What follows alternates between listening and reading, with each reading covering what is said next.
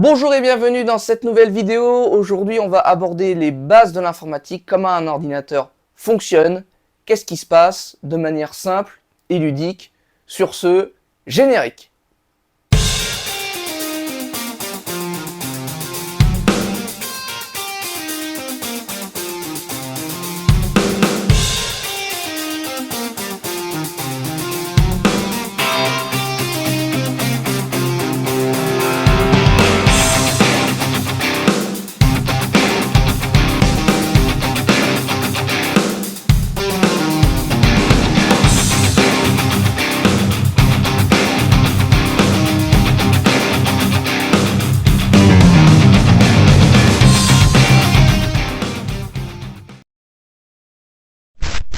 Bon, pour expliquer comment fonctionne un ordinateur, ce qui serait bien, c'est d'avoir un support, un ordinateur que je puisse expliquer. On va regarder un petit peu dans ce que j'ai et trouver quelque chose qui serait intéressant. Ça, peut-être, pourquoi pas, peut-être plus tard. Voyons voir ce que j'ai d'autre.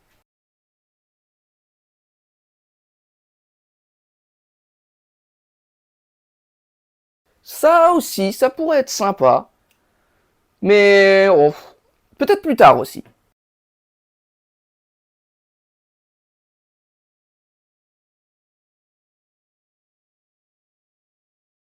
Oui, oui, ça c'est pas mal.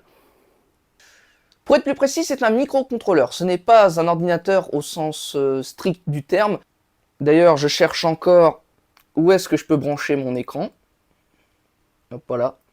C'est plutôt un composant électronique qui contient tout ce que contient un ordinateur en modèle réduit.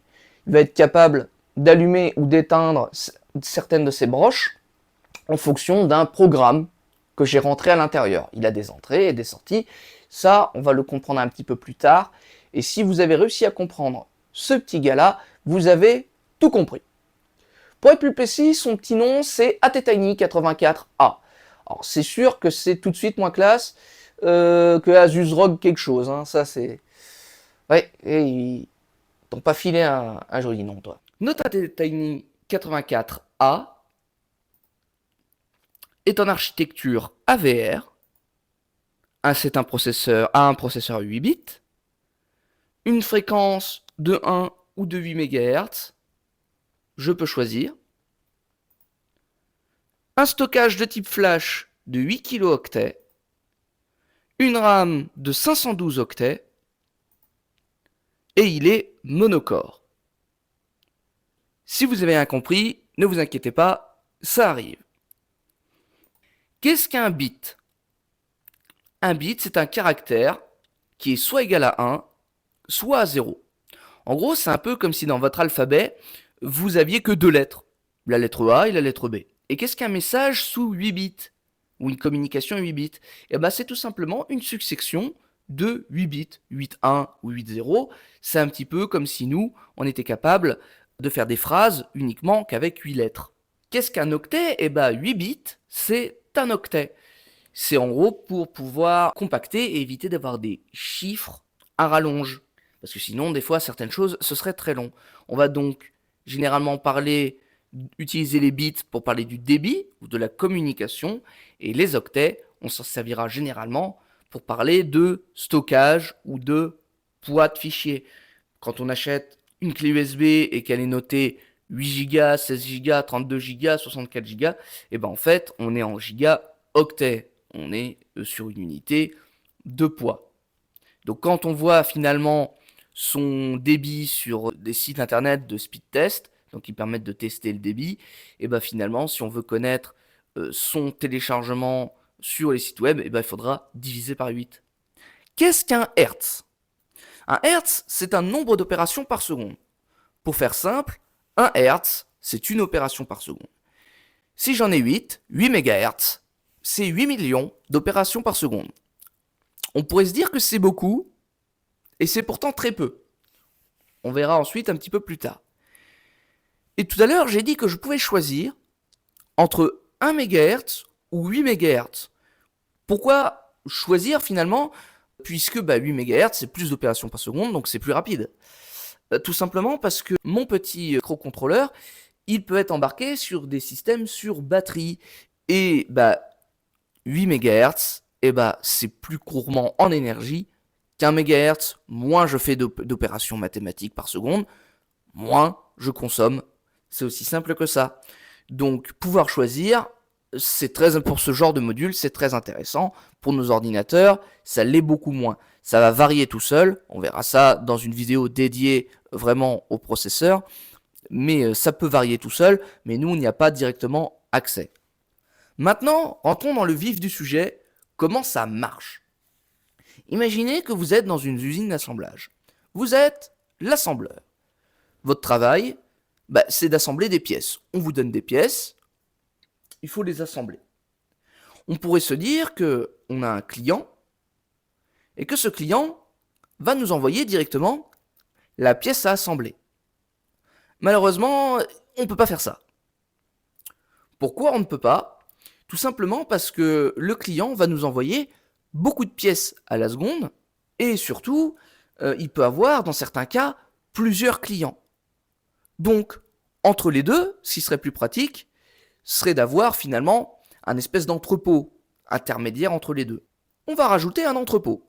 Dans cet entrepôt, les pièces du client vont rentrer à l'intérieur de l'entrepôt et ensuite vont sortir jusqu'à nous, l'assembleur, celui qui assemble les pièces. Ensuite, on les renverra dans l'entrepôt et ensuite le client pourra récupérer les pièces qu'il a demandées. Parce qu'il faut bien que le client, s'il n'y en a qu'un seul, c'est bien, mais s'il y en a plusieurs, il faut que le client récupère ses pièces à lui.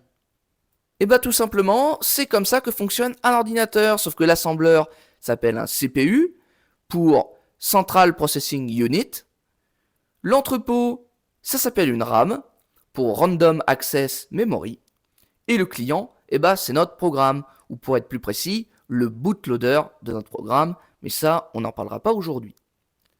Ce message qu'on envoie finalement, c'est une instruction, et ça, mon petit module est capable de le faire 1 ou 8 millions de fois par seconde, ce qui est quand même, on peut s'imaginer beaucoup, mais dans le monde de l'informatique, c'est très peu. Bon, maintenant, on va pouvoir imager un petit peu plus. Là, on voit notre CPU, notre RAM et notre programme. Imaginons que notre programme ait besoin de faire 1 plus 1. 1 plus 1, il va envoyer jusqu'au CPU en passant par la RAM, ce qu'on a dit tout à l'heure. Le CPU va faire le calcul et il va en ressortir le chiffre 2. 1 plus 1, ça fait 2. Et de la même façon, il va le renvoyer jusqu'au programme. Malheureusement, on ne peut pas juste envoyer 1 plus 1. Pourquoi? Tout simplement parce que pour nous, êtres humains, dotés de raison, il faut savoir qu'un ordinateur, c'est extrêmement stupide, ça ne sait faire que des opérations simples, mais comme on en fait beaucoup à la seconde, ça donne l'illusion des intelligents, mais ça ne l'est pas. Pour nous, 1 plus 1, ça fait 2, parce qu'on compte les 1 comme étant des chiffres, mais si 1 plus 1, je les prends comme étant des lettres, par exemple du texte, 1 plus 1, et ça fait 11. Donc on ne peut pas juste envoyer 1 plus 1. Cette instruction, on est obligé de l'expliquer à l'ordinateur. Pour un exemple, on va dire que le premier message qu'on envoie, le 1, c'est un nombre entier. Ensuite, le deuxième 1, on va préciser que c'est aussi un nombre entier. Ensuite, on va lui dire ce qu'il faut qu'il en fasse, les additionner, et on va aussi noter l'appartenance. À qui appartient cette instruction? Puisque là, dans l'exemple, j'ai qu'un seul programme, mais si jamais j'en ai plusieurs, il faut bien savoir qui a posé la question. Si on ne sait pas, si on renvoie et qu'on ne sait pas, on risquerait de l'envoyer à la mauvaise personne. Là, dans mon petit module, il n'y a qu'un seul programme, je ne peux pas en stocker plusieurs, donc il est sûr que c'est ce programme-là qu'il a demandé. Mais dans un ordinateur qu'on a chez nous dans nos foyers, il faut bien noter une appartenance parce qu'on a plein de programmes qui tournent en même temps.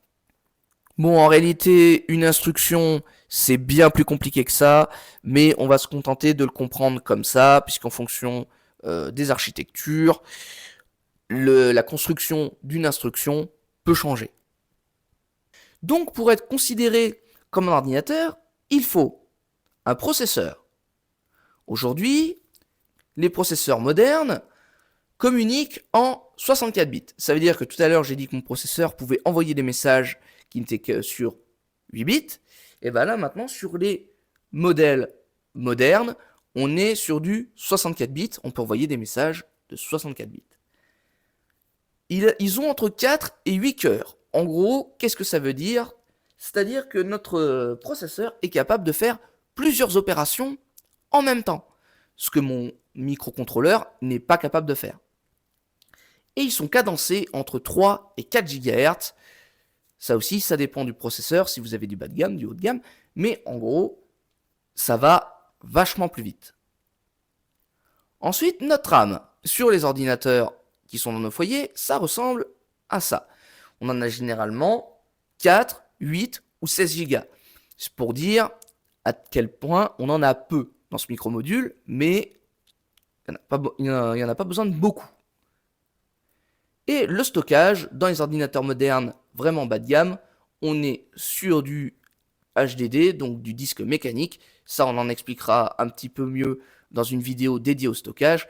Mais pour les ordinateurs vraiment de bas de gamme, on est sur du 250 Go. Maintenant, les architectures. J'ai parlé d'architecture tout à l'heure. Qu'est-ce que c'est? Eh bien, il faut s'imaginer un peu comme les moteurs à essence. On a des moteurs à essence et on a des moteurs diesel. Ces deux moteurs fonctionnent différemment, ils sont classés, mais par contre, ça ne dit absolument pas comment ils sont conçus. Si j'ai un moteur diesel, par exemple, eh ben, ça ne me dit pas combien j'ai de pistons, si je mets un turbo, si j'en mets pas. Ça ne indique uniquement comment ça fonctionne, diesel ou essence. Nous, on n'a pas diesel ou essence, on a deux catégories, les CISC et les RISC. Ce sont les deux catégories de processeurs. Alors, on ne va pas entamer la différence entre l'un et l'autre, puisque ce serait inintéressant, particulièrement inintéressant. On va juste parler des formats les plus connus, pour que vous puissiez comprendre. On a le format le plus connu, le x86. Alors forcément, deux noms, ça ne dit rien, mais ça vous connaissez, c'est tous les ordinateurs, que ce soit portables ou tours. De l'autre côté, on a, du côté RISC, l'ARM. L'ARM, ça aussi vous connaissez, ce sont les téléphones portables, télé, tablettes, et même certaines tablettes embarquées dans les voitures. Ensuite, toujours dans la catégorie RISC, on a l'AVR, et ça, on connaît, c'est le petit microcontrôleur que je vous ai montré au début de vidéo. Ce petit gars-là, on peut le retrouver en électroménager, dans les portails, un petit peu partout. L'architecture AVR, on peut la trouver un petit peu partout. Et comme il en fallait 4, on a le 680X0. Alors celui-là, qu'est-ce que c'est? Eh ben, c'est tout simplement les TO7, MO5 et TO70 que nos parents avaient dans leur jeunesse, dans le grand plan informatique pour tous. 120 000 ordinateurs de plus dans les écoles avant la prochaine rentrée. Il y en a actuellement 40 000. C'est le plan lancé cet après-midi par le Premier ministre Laurent Fabius. Un plan de 2 milliards de francs pour initier petits et grands au mystère de l'ordinateur. Reste à savoir si l'intendance suivra. Daniel Durandet. Ne partez pas tout de suite. On va pas y passer longtemps. On va pas rester dessus longtemps. Là, on voit un schéma de comment est conçu notre petit microcontrôleur. Et là, ici, on voit un petit peu tout ce qui se passe. Au milieu, on voit une espèce de grosse ligne qui branche tout le monde. Ça, on verra ça plus tard dans une vidéo dédiée aux cartes mères. On voit ici des noms qu'on connaît déjà.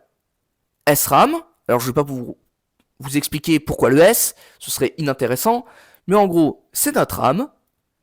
Ici, programme flash, là où on stocke notre programme. Alors, pourquoi flash? Ce que vous avez à retenir, c'est tout simplement que c'est le même type de mémoire que celle que vous avez dans votre clé USB. Il y a longtemps, on parlait de flash USB.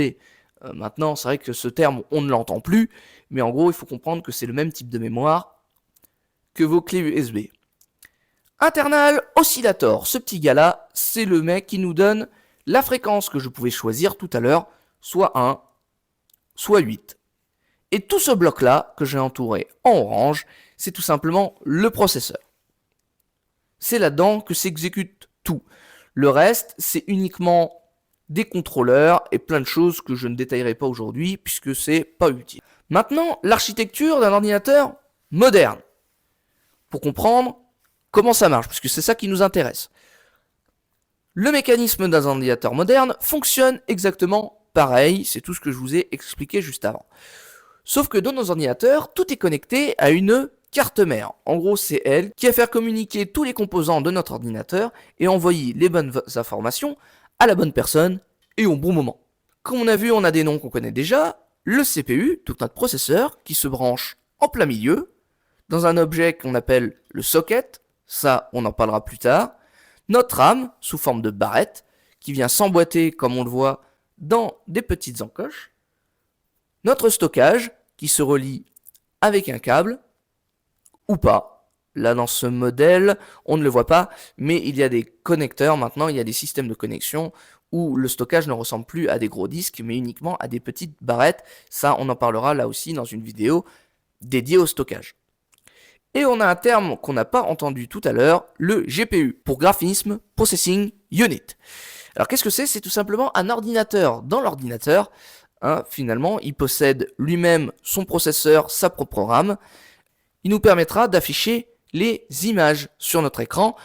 Maintenant qu'on a vu la partie théorique, et bon, on va pouvoir partir sur une partie pratique. Là, ici, on voit notre petit montage. Ici, on a notre microcontrôleur, qui est ici. Ici, on a une petite LED, et j'ai programmé le microcontrôleur pour qu'il fasse clignoter la LED. Pour l'instant, c'est pas alimenté, c'est éteint. On va mettre en marche. Et là, ça y est, on voit la LED qui clignote. Et je le mettrai sur le côté, quelque chose en même temps, pour qu'on puisse voir, en fait, chaque étape passée. Et chaque étape est une instruction. Pour ceux qui souhaitent étendre un petit peu le sujet, il existe des simulateurs en ligne, Little Man Computer, où on voit les petites pastilles, des petites pastilles se déplacer, aller dans la RAM, ressortir et tout ça. Ça, c'est plus réservé à des gens qui veulent un petit peu approfondir le sujet, qui veulent s'amuser un petit peu, parce qu'on peut modifier dans la RAM et faire des petites choses sympas. Mais ce serait plus à des gens confirmés. Si vous l'êtes, c'est bien, vous pouvez vous amuser. Sinon, je vous conseille de passer à côté. Sur ce, j'espère que cette vidéo vous aura plu. N'hésitez pas à vous abonner, à laisser un commentaire et à m'appeler pour tous vos travaux, que ce soit domotique, électricité, informatique et antenne. Merci de m'avoir écouté et à la prochaine.